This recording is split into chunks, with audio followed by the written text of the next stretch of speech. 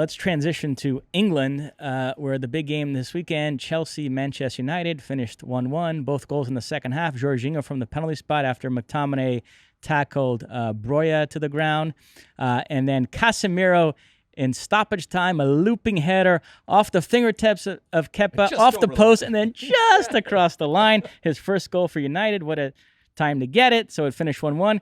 I want to talk about Pulisic in a minute, but let's do Ronaldo first, because the world needs your take on this whole situation. Yeah, I'm sure.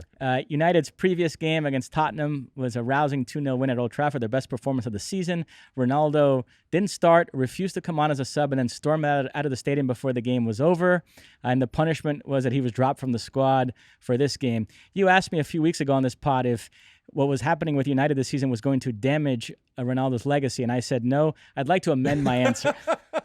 So at one point, I was in a car, and we were driving over to the venue down in Auckland for the Women's World Cup draw, and I was in a car with Jeremy, a wonderful Cameroonian player, and just wonderful, funny dude, because he was one of the ball pickers, for lack of a better word, and as I mentioned, Gilberto Silva, Brazilian legend and World Cup winner, and Ian Wright. We were all in the car, and I was scrolling through Twitter, and I was telling him about the news that was coming out and what Cristiano Ronaldo had done, and then the possibility that he was showing up to training and going to be forced to train with the under-21s, and just all of this incredible drama.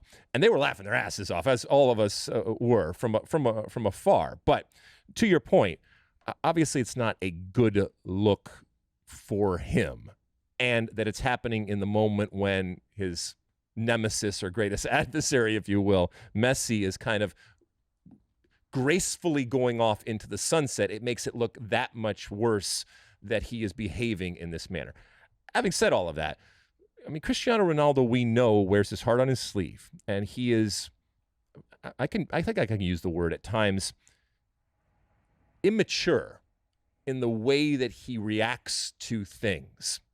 And very passionate, obviously a very emotional type of person. This is bad, and I think if you're coming down on the side of Cristiano Ronaldo right now, I think you're really forcing it.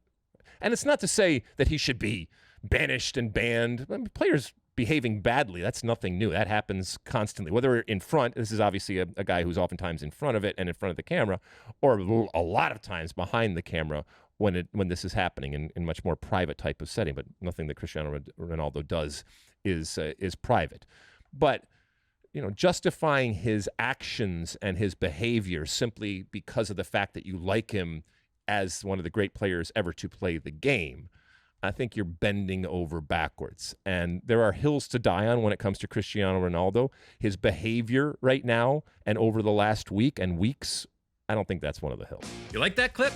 Well, my State of the Union podcast drops every week. Subscribe now on Apple Podcasts, Spotify, or wherever you get your podcasts.